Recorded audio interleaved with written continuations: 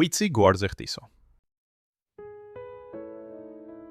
ერთ კაცს ტყეში მიტოვებული მგლის ლეკვი შეხვდა. შეეცოდა და სახლში მოიყვანა. სათუთად გაზარდა. ხელით აჭამა და საუკეთესო ლუქმა არ მოაკლო. მგელიც გაიზარდა, შინაური ძაღლივით თბილი გახდა და პატრონს ნაბიჯ-ნაბიჯ დახვებოდა. კაცს ეგონა, რომ მისი მგლური ბუნება სამუდამოდ შეცვალა. ერთ დღეს, როცა პატრონი შინ არ იყო, მგელმა იგრძნო თავისუფლება. შევარდა ცხრის ფარაში, საუკეთესო ცხარი დაგლიჯა და ტყისკენ გაიქცა. შინ დაბრუნებულ კაცს მხოლოდ სინანულიღა დარჩა. რაც არ უნდა მოაშინაურო, მგელი მაინც ტყისკენ გაიხედავს. ბუნება თავისას ყოველთვის იზამს. ტყუილად ხომ არ ამბობენ? ყვიცი გვარზე ხტისო. მეტი საინტერესო ისტორიისთვის გთხოვთ გამოიწეროთ არხი.